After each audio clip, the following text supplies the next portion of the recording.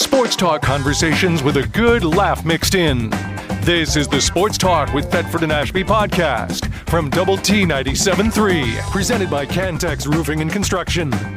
I'm Mike Hebert, owner of Cantex Roofing and Construction. Every day is game day, and we'll get it right when it comes to your roofing, construction, windows, and mirrors. Call Cantex Roofing and Construction today. Together, we are one serving you. All right, there's a lot to do in the oil and gas business. Let Mission Service Company help you with your weed control on all of your oil and gas property. I'm talking about the pad sites, the stack yards, wherever your office, wherever it may be. They have the experience and the equipment to do it the right way, and their work is guaranteed. And it's easy to find what to kill because it's green. Yeah. And Tanner, this is my son Tanner's company, and they do a fantastic job, and they'll get your needs handled properly wherever it may be. You can count on Mission. But they'll make it happen. They're West Texas born. They're Red Raiders, and they would love to help you. Call Tyler at 806-632-6325, 806-632-6325, and ask for the Thetford and Ashby discount. And there actually is one, so that would be awesome. So give them a call. They would love to come out and help you. And that's not just in the Permian Basin. That's all over. They'll go. I asked Tanner. He said, "We'll go anywhere. We'll come up to Level Land, wherever we need to go. We'll get it done for them and get it all fixed up." All right. I think Curt Langford's on the phone. Hey guys, how are y'all? Good, hey, man. Curt. I saw you on Facebook and some other places, and you had a heck of a night last night at the Texas Tech night at the Rangers game. That had to be fun. Yeah, we're recovering this morning. But before we get on that, David, I got to tell you, I got to brag on your son in Mission. For 3 straight years, I've had him come out and clear out all my pampas grass in the backyard. I used to try to do that myself, and that was a nightmare. And it's a lot easier to call him and have him come out and do it. He did a great job. Well, good. I appreciate that, Curt. And Tanner will too. Good job. I appreciate you saying that. Man, we had an outstanding night tonight. This is our 3rd year to host Tech Night at the Rangers, and we've got a really good contact with the ball club here that's taking care of us. And last year we were kind of oversold, and they moved us to a different area of the ballpark here at Globe Field, and we thought we'd be okay in this bigger area, and we oversold that one. So the Red Raiders are coming out loud and proud. Well, of course, you go down to the Metroplex. That's Red Raider country. Yep. You wouldn't know that. We have so many alums in that area. Yeah. And Curt, they're proud. They're proud. And I love, what I loved about last night, guys, is just all of the ages. We had a lot of the older folks. Yeah. People that I met a guy that said he went to Tech, graduated in 1972, and visited with him, and he was there with his wife. That's a young guy. Yeah, I guess so.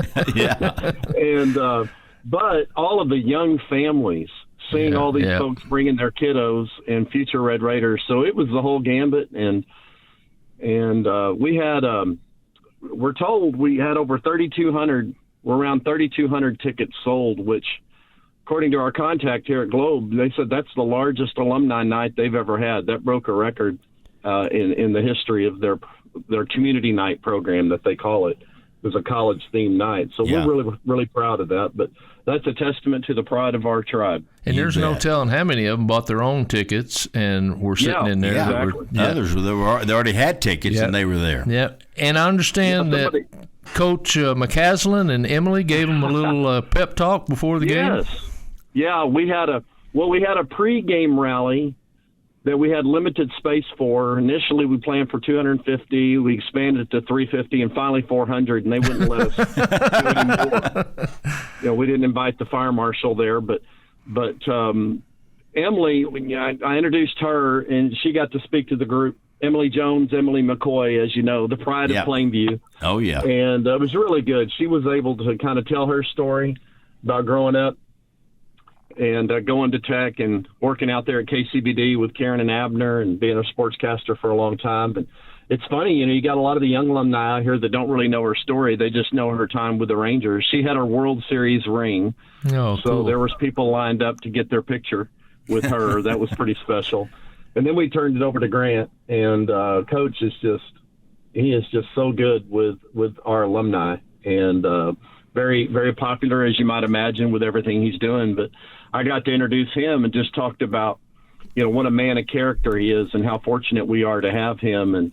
And where he may not be the tallest guy courtside, he stands very, very tall in my book. And he had a lot of funny things to say to the group, and they enjoyed him very much. And then, of course, he went out and threw the first pitch, and he talked a little bit about, you come to something like this, he's a little, I don't know, he probably wasn't worried about it, but throwing that first pitch, he said, a lot of people tell you what not to do. He said, well, you don't tell people what not to do, you tell them what to do. And I was told to throw a strike. So that's what I went down there and did. Yeah. And of course, Josh Young was catcher for him. Yeah, and, that's so cool. He threw it in there. It was a little bit of a lob, but it got in there. It would have been a high strike if it was. I thought he had a better arm than that, really. I don't think he was bearing down like he really should have. He just wanted to get it to the plate. You have to be pretty bold to go out there and really try to throw a ball. I know it. It could get embarrassing in a hurry for you. Yep. I saw the video of that, and I thought it was great. I just, you said something about our tribe, what'd you say? That was a good pride of our tribe. The pride of our tribe. Yeah. That all comes back to our just our image, our university image, our brand, and our brand, Curt, is so strong. I thought we've always loved Tech, but the brand that we have today is just phenomenal. It really is. Well, we're working to polish it and to build it and to strengthen it. But David, our brand is our people. In my feeling, I agree. And our people representing our, I love what President Skubinik often says about our ethos, our ethic, and just our people in general. And it's cultural, and it rubs off on other people, and it's impressive. And when you're able to get everybody together for a fun event like this, it just really shines. And somebody told me, I didn't realize it, but there was 30-some-odd thousand at the game overall. It wasn't a complete sellout. But somebody said that, roughly 10% of the crowd was Red Raiders. That's awesome. Like, holy cow, that's pretty impressive. So it was a fun night, our third night, and it was the first night that Josh actually got to play on Tech night. The first one he was injured. Last year, the president and I, we presented him with his ring during first pitch. The president had the first pitch, and we presented Josh with his Tech ring. You may recall, he'd gotten this World Series ring, which a lot of people are pretty enamored with, but he told me the story. It was kind of funny. He came into my office, it was over a year ago now, and Jace, his little brother, actually got the Texas Tech ring and participated in the ring ceremony. And they were, in San Antonio at home during their holiday dinner, and Josh had won the World Series, and here's a little brother Jace, and they're, all eyes are on Josh. But Jace made a comment, and he's wearing his Tech ring, and Josh was talking about the World Series ring, and everybody was gawking at that. And Jace said, well, I got my Tech ring. Not everybody can get a Tech ring, and that bothered Josh because he didn't get his Tech ring. So he came to my office, and he said, what do I got to do to get a Tech ring? So we worked with him on that. And, of course, he couldn't participate in the ring ceremony in the spring because, he's already out of school and playing in the bigs. But we got to thinking, well, maybe we can present your ring at Tech Night. So we did that last year, and he was proud. He said that next year at the holidays, he'll hold up his Tech ring, and he told Jace, he said, all right, you don't have that on me anymore. So that little brotherly rivalry is going on. I know. Funny. That's so funny. They played against each other, and Josh hits a home run. Yeah. I loved it. I loved it. That's and on Mother's Day. How about that? On Mother's Day, they're playing Detroit. Exactly. That was just amazing. Hey, and last night, obviously we love Josh. Yep.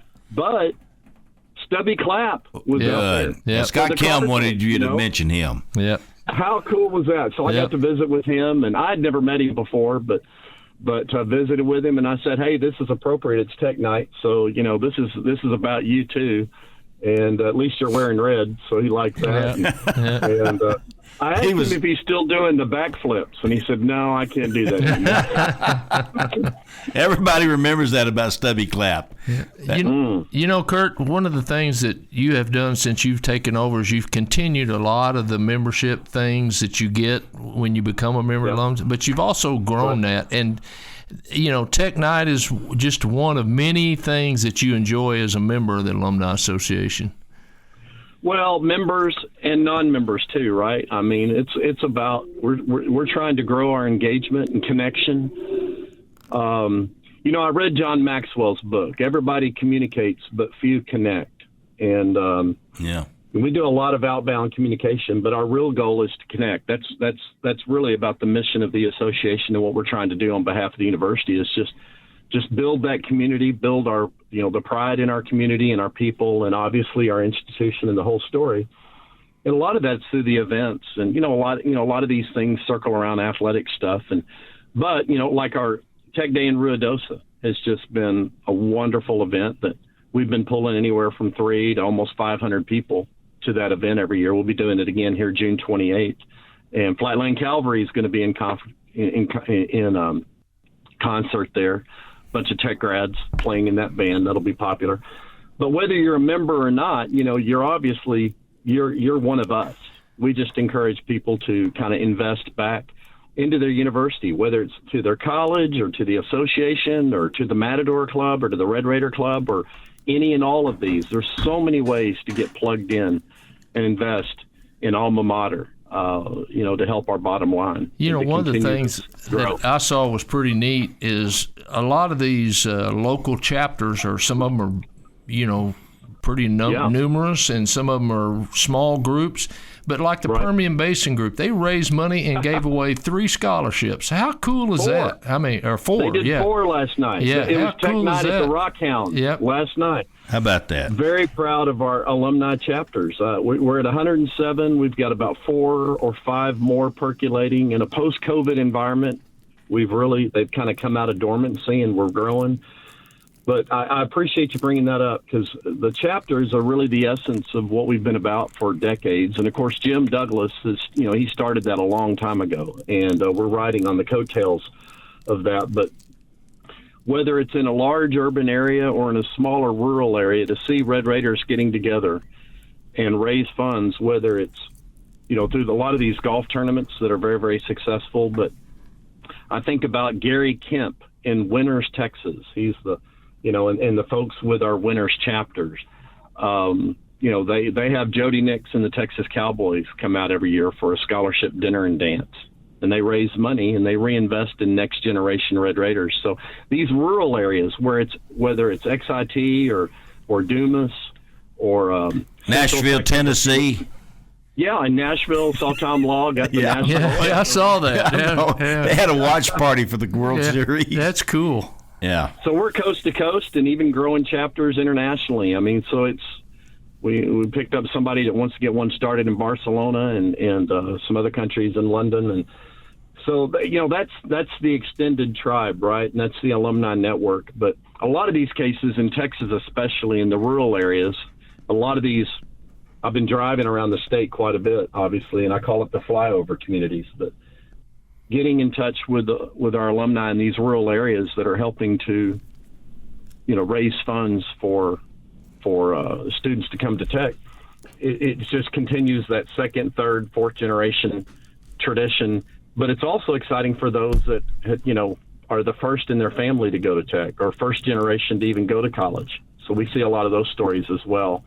And so it's fun. It's the sweet spot of what we do and what we're about. It really is. And when you're taking the job of filling the shoes of a guy like Bill Dean, there's not many people that can even attempt it, Curt, but you're one of those guys, and you've done a fantastic job. I'm telling you. Thank you, David. You're kind to say that. Bill's a mentor. He's Mr. Texas Tech. A lot of people, I remember when all this was happening, it made me feel like, who wants to, it's kind of like, following Tom Landry, back in the day with the Cowboys, but somebody had to do it, and obviously he laid such a great foundation, and it's been great to be able to build upon it and to have his support even in that process. But it's our team, David. It's the team that's in place, and new energy, new enthusiasm, taking things to the next level, modernizing and elevating the association, capitalizing on the strengths of the past, but making the best of our opportunities going forward. And it's just been a joy to be at the helm.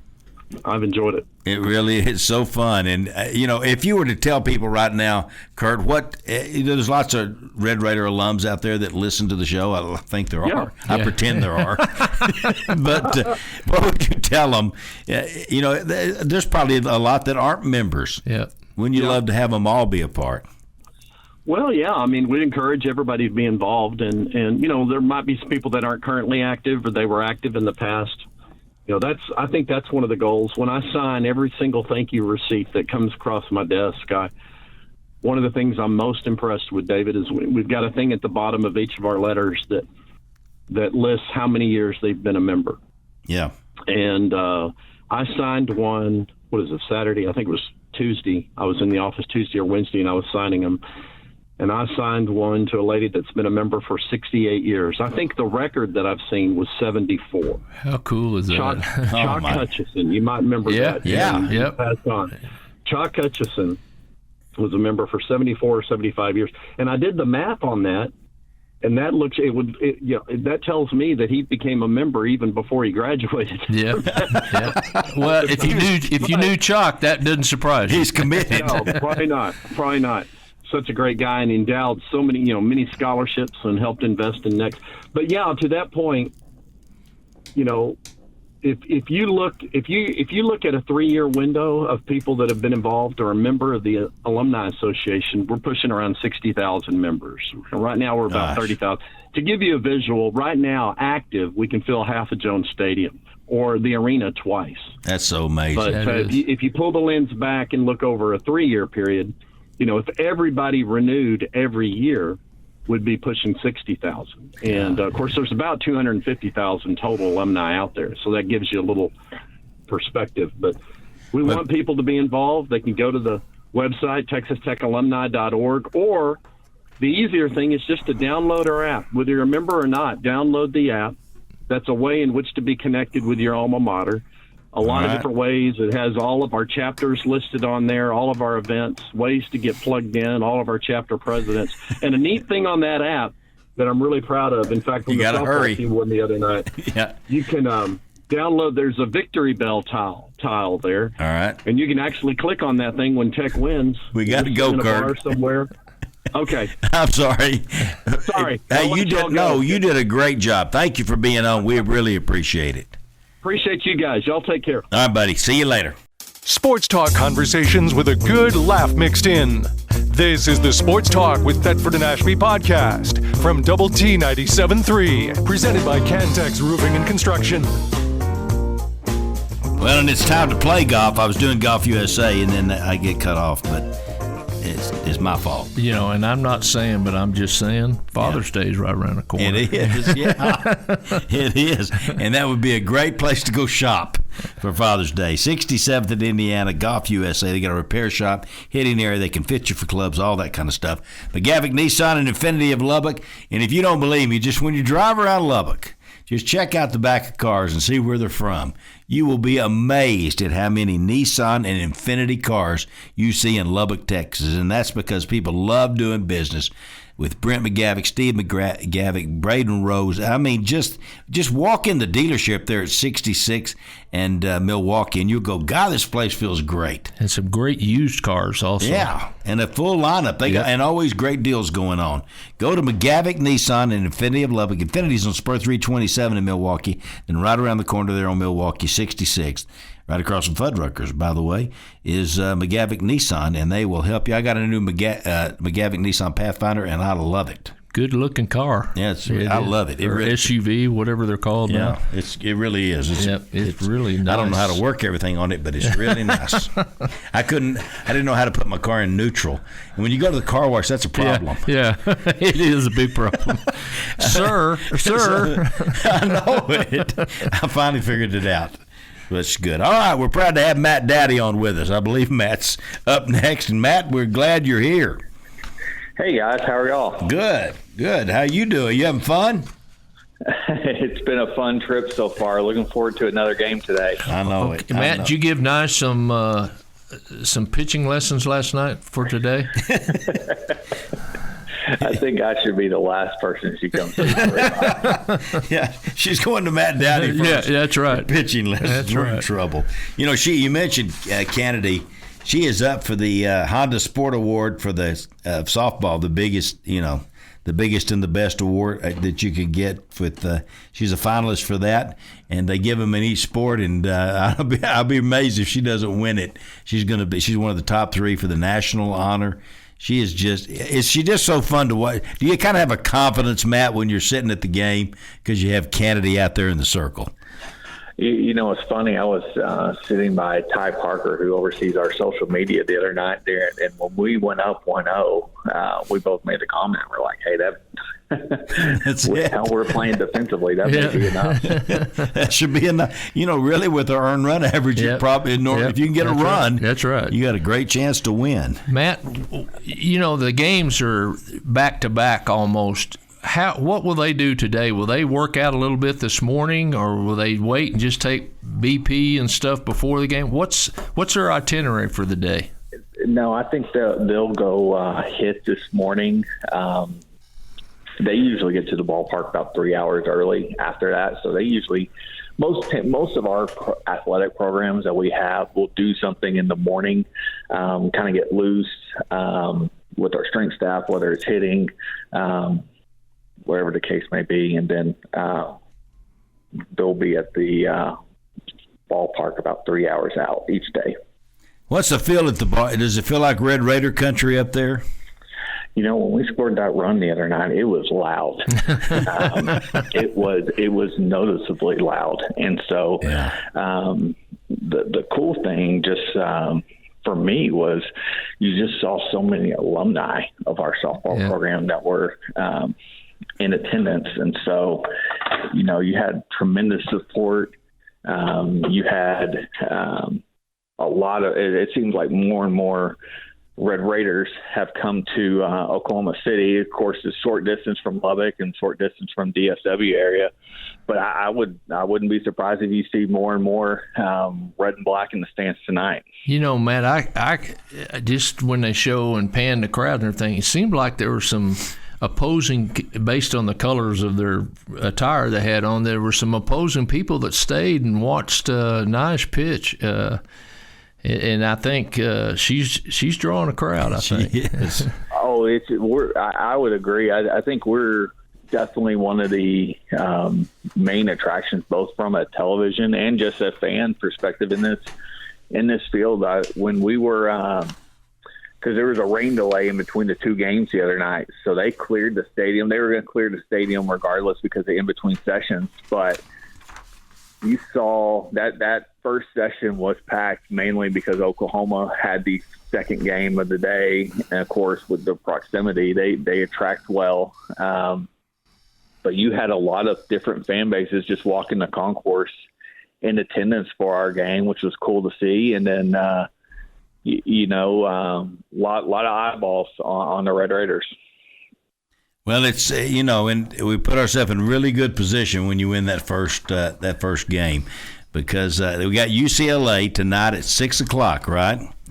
Correct. Yep, 6:00 ESPN. So you got the newbie Texas Tech, who's first time ever at the College World Series, and UCLA there for the 33rd time.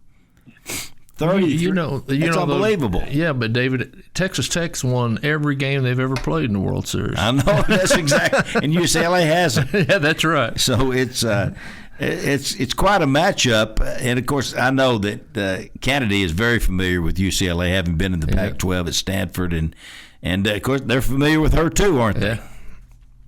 Yeah, well, and I'd say she's also familiar with Oklahoma City. This is her third trip to this tournament, and few others that have maybe played here as well, but just for her in particular, looked very comfortable in front of the spotlight. This is you have so many eyeballs. I think I forgot what I read the other day. The amount of cameras ESPN has located throughout the stadium, and they do a great job covering this event. It is one of their premier events of the year that they cover, and they do it really well. They invest in covering this tournament, and so there's a lot of eyeballs, but she's been here a few times before, so it didn't. It might be Texas Tech, but it's definitely not her first appearance, and she's handled it well. Matt, there seems to be a scenario going that you better wait till the third out of the seventh inning, because there's been a lot of walk-offs. There's been some last top of the inning runs scored to win the game and everything, but just like our 1-0 victory, I mean, it wasn't over till it was over. I mean, I and agree. So it's the women's softball has really reached a peak of it's an exciting game to watch, and I think they're going to be able to draw in people that are just casual viewers. Well, when you look at ratings for softball are at its highest point, and they compete with, I believe the last several years they've ratings-wise outdrawn the Men's College World Series in Omaha, and it's an exciting game. I mean, you can get 7 innings in 2 hours. There's a big draw.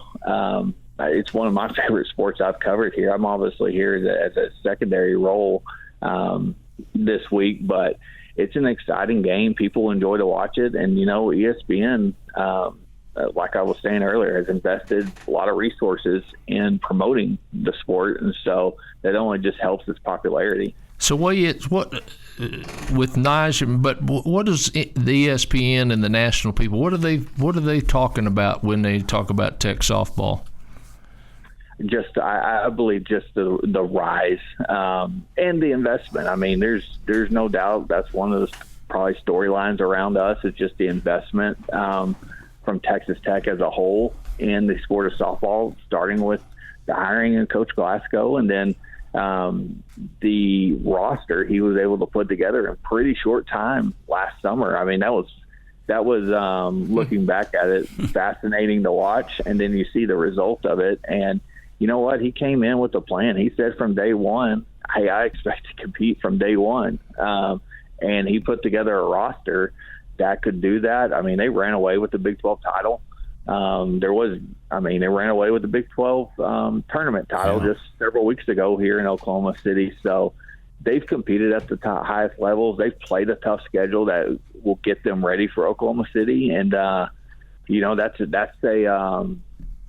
I think the narrative a little bit is, hey, Texas Tech's a competitor here. And especially the way we went and played at Florida State, like, hey, you got the best pitcher in the country and a very good offense. Who's to say Texas Tech can't make a run?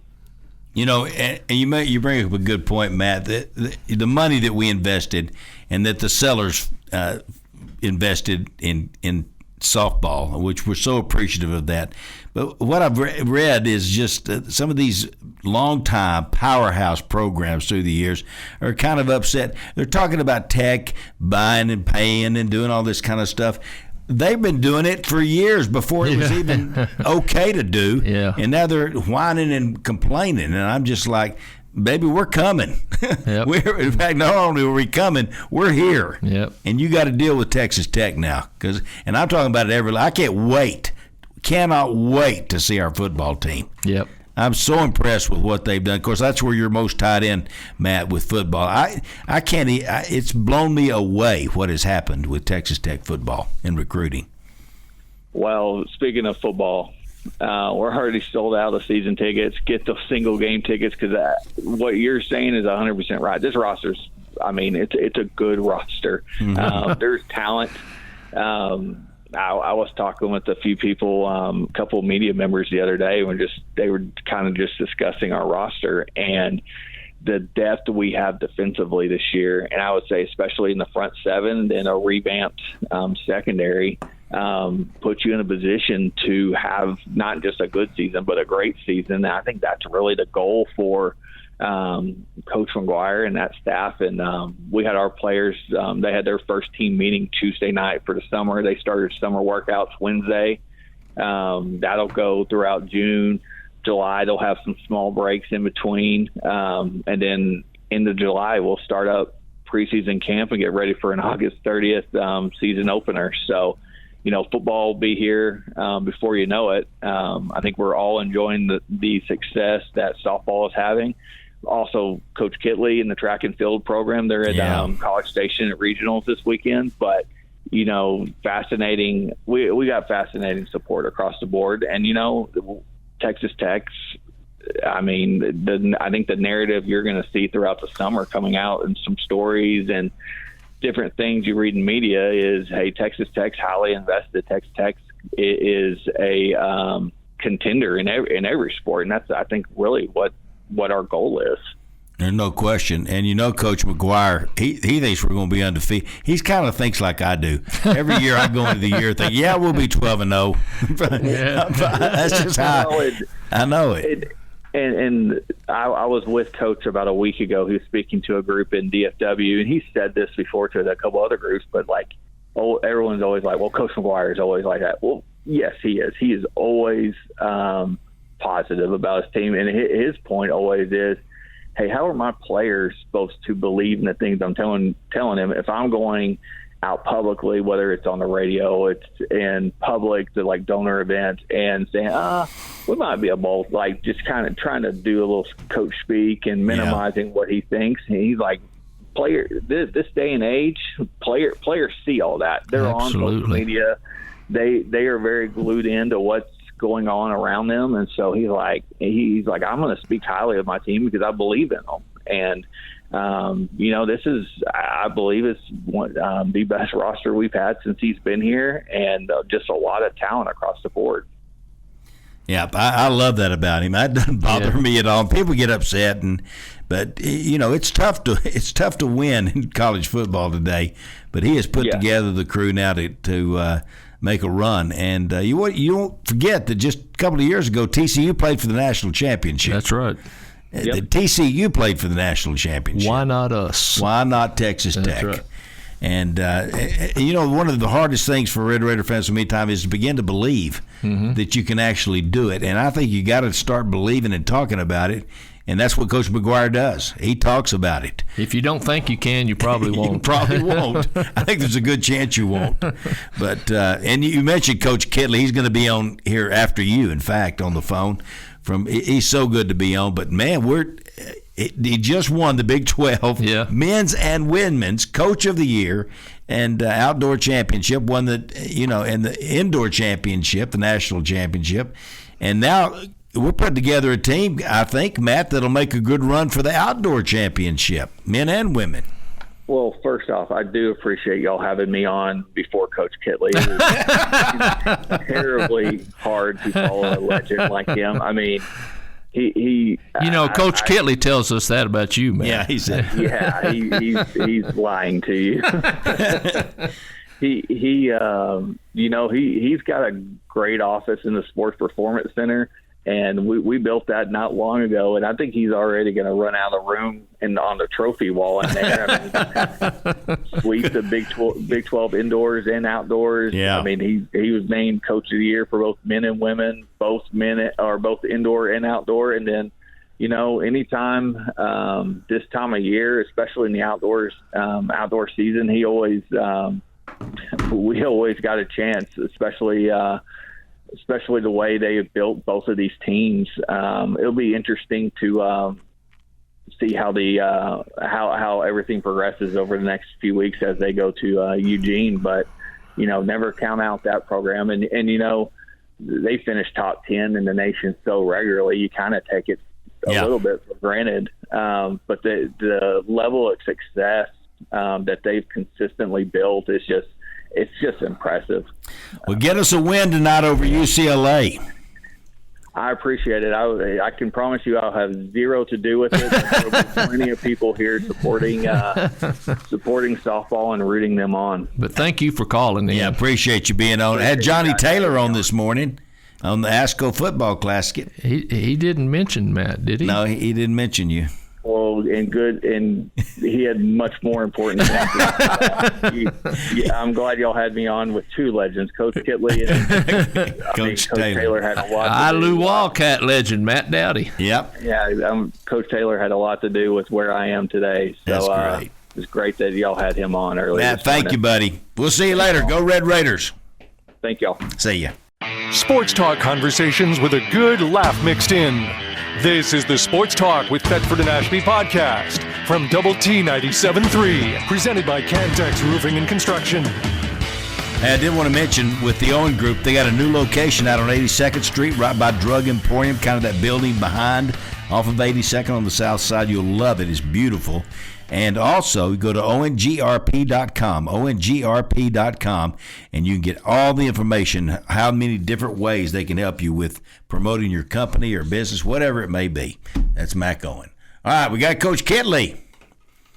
Hey, good morning, guys. What are you doing, Coach? Kittley. Thank you for doing this. And I know, I'm so glad you do, Coach, because I try as hard as I can to keep up with what's going on and who's going where. And track and field is just hard for me. I know that we've got a bunch that have already qualified for the Nationals, and I know you got to be so proud of them. Well, no, you got 21 events and you got 4 days of running. It's just it's a hard day every day, but. No, we did on Wednesday. We started off and we had a few finals. We had the shot put, and then Trey Wilson, our little sophomore, made it out in the shot put, and then we had the 10K with Ernest, and he made it out there also. And then we also had the pole vault with our sophomore Sean. So we got 3 of them immediately on Wednesday, and then we had to go through the men yesterday were the finals for the men. Now we have the women's day today, but we wound up, getting 11 opportunities to score at the national meet. So we got 11 things out, and always some disappointments, but we had Malachi fall down in the 10th hurdle, and that was a big blow because he was by far the best hurdler here. And but that was kind of the only thing that really went wrong yesterday was just him falling down. But he came back 10 minutes later and made the 100 in 10:04, so I was real proud of him. Well, speaking of hurdles, you got 2 in the 400-meter hurdles. We did, and I was really proud of them. I mean, those were personal best for them. As far as Mario Paul, he ran 49.6, and then Oscar ran 49.4. He's run faster, but man, this is just survive in this one and get out. And so we got 2 in the 400 hurdles, and then we had 2 in the 400. We went 1-2 in our heat there in the 400. Yeah, and that was really good with Deshaun Boyce and Shamir Uter. So, and then Ernest got out again in the 5K, and then the 4x4 ran 3:02. Our heat was the hottest heat. Yep. It was really unreal. 3:02, is that what you ran, Coach? Ran 3:02, yes. There's 4 teams ran 3:02 in our heat. Oh, my goodness gosh. gracious. That's something. Well, Coach Kittley, you run prelims, and then you make it to the finals. Then you have to be an automatic qualifier, placing first or second or whatever. But then you can get in on some times. How nerve-wracking is that to wait and see if your time is the one that gets you to the championships? Well, it's exactly what happened in the 400 hurdles because Mario Paul got 4th in his heat. The top 3 go automatic in each heat, and he was 4th, but he was in the fastest heat and had the fastest. They take 3 heats of 3, and that's 9, and then they take 12, so the next 3 best, and he happened to be the very best one. So, yeah, he was in the first heat, so I had to endure the second and third heats. Then they put up a red flag, so I didn't know if they were calling something on us in that heat for dragging your trail leg or whatever, but luckily it wasn't us. Coach, shout out to Coach Felton and Oscar Rodriguez. What a story. Yep. Oh, my goodness. Yeah, I mean, Oscar, Coach Falcons is a magician when it comes to the discus, and so he can just take any of those kids, and Oscar's just one of those kids that's come in here and transferred from Grand Valley State, never had gone to nationals, wound up throwing yesterday 195 feet, almost his best ever, and in tough competition, and get 5th place.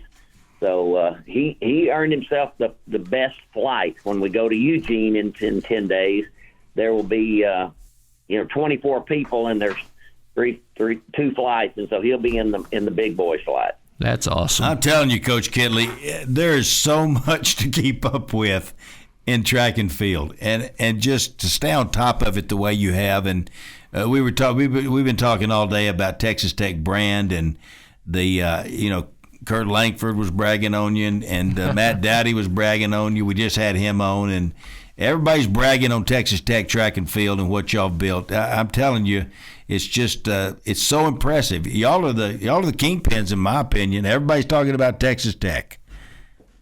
Well, it's a fun time to be here. It's my 26th year, and when I took this job, I thought it was a gold mine. And that was just yesterday, though, Coach. It was just yesterday. It feels like it. And so, and then it's been a special year to win 4 Big 12 championships, all the men and the women doing it together. We got a little bit banged up after the Big 12, so it's hurt us a little bit for this year nationally, but we're going to still go and I think represent really well. And just real proud of where the program's come. And my goodness, if anybody doesn't think it's a great time to be at Texas Tech right now, they're asleep. Coach, you're going to Eugene, Oregon Nationals, which is track heaven, and that's supposed to be the best, finest facilities there are. But you're running at College Station. Isn't that a new facility and a new track? It really is. They have a beautiful facility, unbelievable. And it's probably 30 to 50 million. I mean, it's unreal. But it's I don't like the humidity. It's still College Station, isn't it? Yes, and we've had storms every day, and then it's just, of course, we've been able to get through the meet, but it's just been so hot and humid. But that's part of it. And then we'll go to Eugene. It's liable to be raining and cool, so who knows what we get. And your women are today? The women are today. And our big events today are going to be, the triple jump, just like Big 12, the discus, and then our hurdles, too, and high jump. So that's where our girls have really done. And, of course, Shelby punched her ticket in the weight throw on Thursday. We had the finals there. But our big guns are the high jump and the triple jump as far as women, and then, of course, the discus today with Shelby. And we've got 4 in it, but I really think that we got an opportunity to get 2 out for sure. That's absolutely awesome. I did want to mention, Coach, when you said Malachi Snow and he fell down on the 10th, that is so sad. And because this guy has his second best time in Texas Tech history, only behind Omo Osagi. Yep. And, is he a senior? He's a sophomore. Oh, my gosh. So he'll have a great chance to do things. Yeah. We can keep him. It's just a shame. He ran 13:30 in a negative win in the prelims, but he'd been strained his hamstring. I didn't even run him at Big 12, and so he's been kind of gimpy since the indoors. And he, of course, All-American in the 60 and the 110 hurdles indoors. Yeah. So he's really a talent, but it's been a little bit of a struggle keeping him healthy. And then we got him healthy. We took care of him, and then unfortunate for him because I'm telling you, it might have been. It's definitely going to be the school record, but it might have been 12 high, 13 flat. It was a fabulous run. And how much is a competitor of that to fall and then turn around and get in the 100 meters? Guys fell down. He rolled about 3 times. I thought he would never get up. And then the next race is the 100. So he walks down to the other end, and he's the second heat. 12 minutes later, runs 10:04. If that doesn't inspire the rest of your team, I don't know what would. No, it's and I think he can run 9.9 something, and it's probably going to have to because it's unbelievable how good these kids are running now. But he's got a chance to be All-American in the 100, in 10 days. So we're going to give it our best shot. I don't know. I know you're just focused on what's going on today, but I have heard really good things about your recruiting class that's coming in. And I don't know what you can talk about or say anything, but I just want you to know that people are talking and people across the country are saying, where are you going to school? I'm going to Texas Tech because that's where they're winning. No, we are excited. We've signed a really good class, and we're not done. Getting close on the men, but on the women, we still got several scholarships that we're offering out. But we're trying to keep this thing rolling. And when you got both teams, it's a full-time job. I can tell you that. Yep. And you're filling those holes. You got you some distance people, and that's amazing how you were able to put together what you need and end up with a national championship team. Yeah, it's hard to do, but you try to mix it with the high school kids and the portal and in junior college, and it's way more important now, I think, to do that. We used to just take freshmen pretty much and develop them the whole time they're here, but this whole landscape has changed, and if you don't work the portal some, all the big time schools are going to get them all. So we got to get in there and play ball with them. Well, all you got to do is tell them if you want to win. I know the place to go. The big time schools, y'all. That's you, Coach. Settle down now. You are the big time.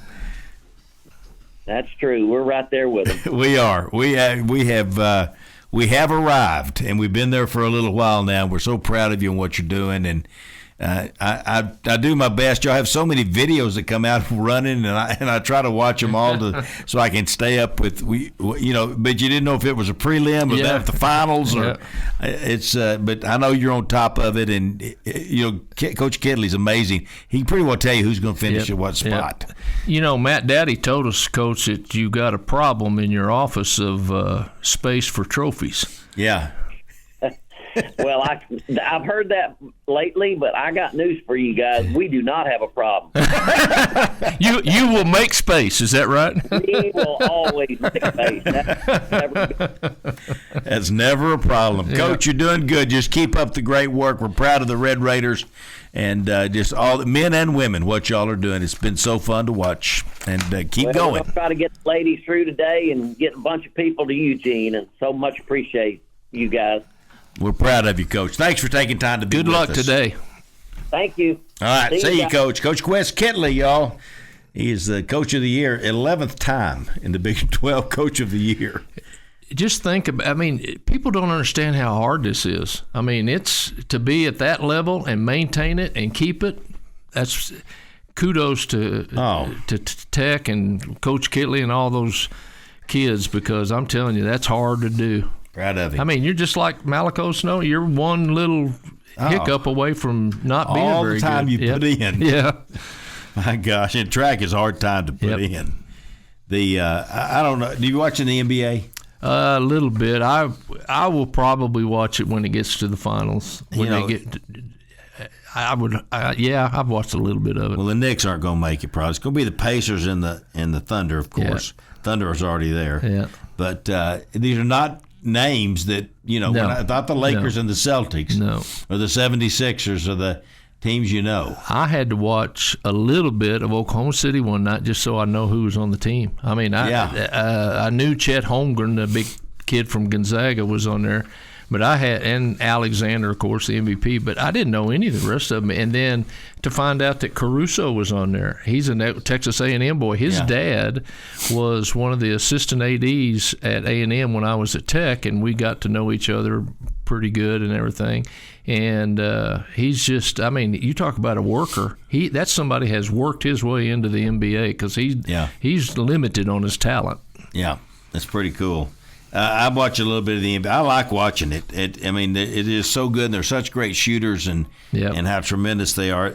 The other thing I wanted to ask you about is Caitlin Clark, and I am so tired of what's going on with the WNBA and Caitlin Clark and the thuggery of women's. Why would girls want to be known as thugs? Yeah, I don't know. That's a great question, and I don't want to put it all on her, because it's not, but for what she's done to bring attention to the WNBA and the crowds. Yeah, and the crowds and everything else. There's no, and it wouldn't make any difference if it wasn't Caitlin Clark. There's no sense in that. There's just, it doesn't do anybody any good.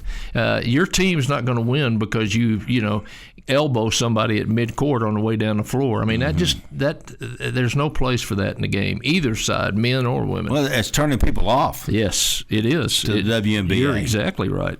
And I don't know what Larry Bird said, but he said, there was a deal on that where what Larry Bird said to Caitlin Clark has lit up the WNBA. Yeah. So I typed on that deal. Well, what did he say? Well, that wasn't in the article. That was the whole point of the deal. What did he say? Yeah. But you're right, Craig. It's just destroying, and she has such a positive impact for the WNBA. Yep. And maybe they're jealous. I don't know what it is. Angel Reese. Like I said, it doesn't make any difference if it wasn't Caitlin Clark. It just Yeah. There's no place for that. I mean, the women's game is a good game to watch. It is. Because they're pure basketball. They haven't gotten to the point where an athlete is so outstanding that they can do things different than everybody. They're all really good basketball players. Yeah. And they run stuff. That's right. They run That's plays. right. They do. And it's fun to watch, but not that. I don't care about watching and you. Grinder's involved again, yeah. Brittany. Of course, she became infamous at Texas Tech with her cheap shot. Yeah, and I was really turned off when she was doing an interview, and the referees walked by at halftime to go to the dressing room, and she turns around and cusses at them on their way out right during the middle of her interview. I mean, there's no sense in that. Excuse me just a minute. Yeah, excuse me, man. I got to cuss out the officials. It's unbelievable. I don't know. I don't know. I'm not on the inside. And I understand competitiveness, and I understand getting mad and doing things, but it seems like it's, everybody's after. Yep. Anyway, well, we've had fun today on the show, and looking forward to Texas Tech softball tonight and Texas Tech track and field women today as they continue to do. But 6 o'clock tonight, it's going to be on ESPN 2. Yes. ESPN 2. No, ESPN. Just the regular ESPN. The other game today, which is earlier, is on ABC. Right. And I think we're on ESPN. We are on ESPN. I couldn't remember which one it was. So that'll be fun as we play UCLA, one of the, I guess you'd say, a legendary program. They've been there a long time. Yep. So that game will be on ESPN. The other game is Texas and Oklahoma at 2 o'clock on ABC. You don't think that won't be a shootout? That'll be fun. You've been listening to the Sports Talk with Thetford and Ashby podcast from Double T 97.3. Catch the show live Saturday mornings from 9 to noon on Double T 97.3 FM or on the Double T 97.3 mobile app.